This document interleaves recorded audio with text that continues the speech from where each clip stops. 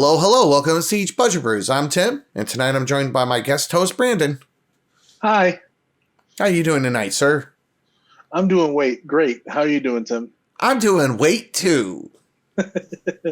So continuing in our series on beginner cEDH meta busters, I wanted to discuss Sinestro and War Dave's Kinnan Twister Loop. So Kinnan, for those of you who don't know, is a Simic commander who's a 2/2, 1 green, 1 blue. Whenever you tap a non-land permanent for mana, it makes 1 additional mana of any type that permanent could produce.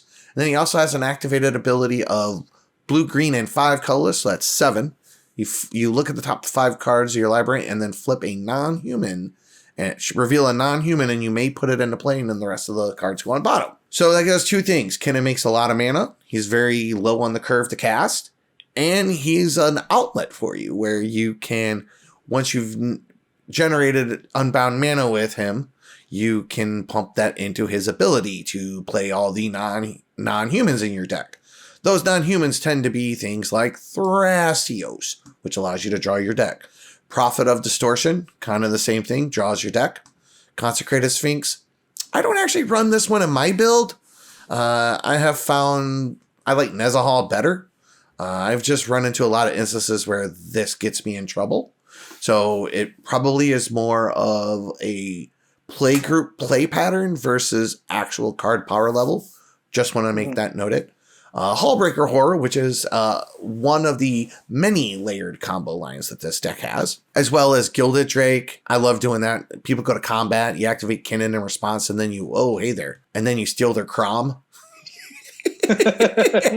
Like mid-combat, and then they just feel sad. Like real sad. Anyway, with the memes out of the way, one of the main thing with Kinnan is that Basalt Monolith goes infinite for colorless mana by itself. Okay? With Basalt Monolith, you tap it for 4 colorless mana because Kinnan allows you to make 1 additional mana. Then you use its second ability, which is pay 3, untap Basalt Monolith. That will net you 1 colorless mana. You'll repeat that loop till you have unbound colorless.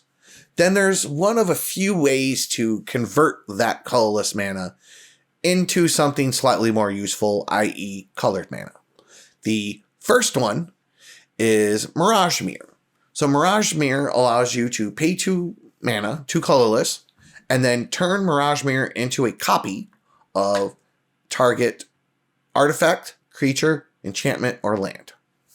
The 2 most common modes we use most of the time is going to be artifact and land. So the way it works is you put a bunch of activations on the stack. First you target Basalt Monolith, then you hold priority, you activate it again, you target a land, hold priority, target the monolith, then a land, then a monolith, then a land, and a monolith, land, monolith, so on and so forth.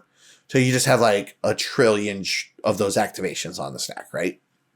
Then you start drilling the stack down.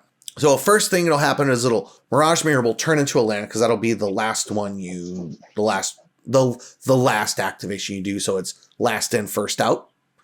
And you tap the Mirage Mirror for mana. That is so cute that they're playing in the background. Oh, that's so staying in, by the way, just so you know. You tap the land for mana, then you allow the next activation to resolve, turning the Mirage Mirror into a Basalt Monolith. You pay 3 colorless to untap the mirror. Then you allow the next activation to resolve, turning it into a land, tapping it for colored mana, and thus you have filtered colorless into colored mana. If you don't have a dual land, like say like you only have 2 basics, like a 1 basic forest or 1 basic island, or just 1 land that produces blue and 1 land that produces green, just alternate in your land, the ones where you're targeting, just target different lands. Doesn't matter. In fact, you could even target a dork. As long as the Basalt Monolith, as long as the Mirage Mirror was in play at the beginning of the turn. So don't do it on the turn you play it, but you can filter via dorks or via rocks as well. So you just need a 1 or 2 sources that will make colored mana that you need. And then you tap it and then you untap it with the Basalt ability. Anyway, so moving on. The second way to kind of convert that colorless mana into colored mana is with a card called Treasure Vault. Treasure Vault's pretty simple. You just pay XX, tap and sack it, make X treasures. Now, I personally like to run crop rotation on my build, so that way I can get my Treasure Vault, because I don't want to try to do this at sorcery speed necessarily. Not to say that I'm not going to do it in my turn. Looking for this land without crop rotation can be a little troublesome. I understand that we have Moon Silver Key in the deck, but again, sometimes I need to play my land, do stuff, and then go and get the Treasure Vault to actually filter all that colorless mana. So it's nice to kind of have that card. I really find it key. That's not for everybody. So now that we've got the Basalt combos out of the way, next we have is Isochron Scepter. And we also have Dramatic Reversal. And then we also have Copy Artifact. So this is another kind of 3-card layered combo where you play the Isochron Scepter, you imprint the Dramatic Reversal. You use that, you pay the 2, you make the copy of Dramatic Reversal, cast it, untapping your Scepter, and then all of your non-land permanents. Repeat. And then that generates you your infinite mana. Then where Copy Artifact comes in is that you use the Copy Artifact to kind of weaponize that infinite mana and those infinite untaps, because you can do things like play Swan Song, cast a spell, and then target it with the Copy Artifact you imprint the Swan Song. And then you kind of do this thing where you cast any spell in your deck that's valid, tap your Copy Artifact that has the Swan Song imprinted on it, targeting the spell you've cast. You hold priority. You activate the other Scepter with the Dramatic Reversal on it, untapping all your stuff, including the Copy Artifact. Let that, and then you cast the Swan Song again, targeting the first Swan Song, so that way you don't counter the spell you're actually casting, thus creating a 2/2 bird. And then you kind of repeat that loop where you untap, cast the Swan Song, untap, cast the Swan Song to create unbound 2/2 flyers off of that. Twister loops are kind of the double Scepter stuff has kind of been covered in depth a lot of places. And then the next one is you can pump all that mana into something like Drown in the Dreams, where you just literally mill one person out, draw another person out, cast a Noxious Revival, redraw Drown in the Dreams with your Thrasios or your Spectral Sailor if you're on a budget, or your Prophet of Distortion, and then do it again. You can also do Twister loops as well, where you just cast whatever spell you want to recur, and then cast Time Twister to recur it. You have Noxious to replay, to redo the Time Twister, repeat. Then you can also play, you have 12 creatures in the deck, plus Kinnan, plus a Mirage Mirror, plus a Copy Artifact. So that would give you a maximum of 14, 15 creatures. And then you just play like a gargantuan finale and make them all huge and kill everybody, is another way. You can also, if you're really hard up, you can set yourself up with a very commanding board state, activate Tezzeret once, play a bunch of artifacts, pass the turn, make sure nobody wins, go back to your turn, -5, and then turn all of your artifacts, which you're running 19 of them, plus Copy Artifact, plus your Phyrexian Metamorph, into 5/5s.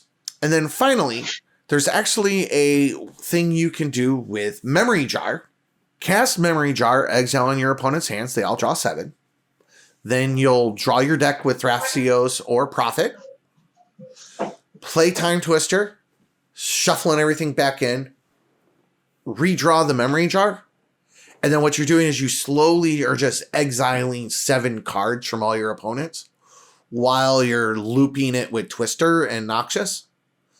It's not always the cleanest. It can be a little clunky, but it is a line that can happen where you can just exile everybody's stuff with Memory Jar, because every time you activate it, it just exiles the hand till end of turn, and then and then they draw cards. So eventually you'll hit a board state where everybody's cards are exiled, and then they go to draw and they can't, and they lose. Especially if you've like done stuff like mill them out or make them draw additional cards via like the Drowning Dreams. I don't know why you would necessarily need that line, but it's a big line that's kind of there. So what I like about Kinnan is that it's got a very nice, very reasonable barrier to entry.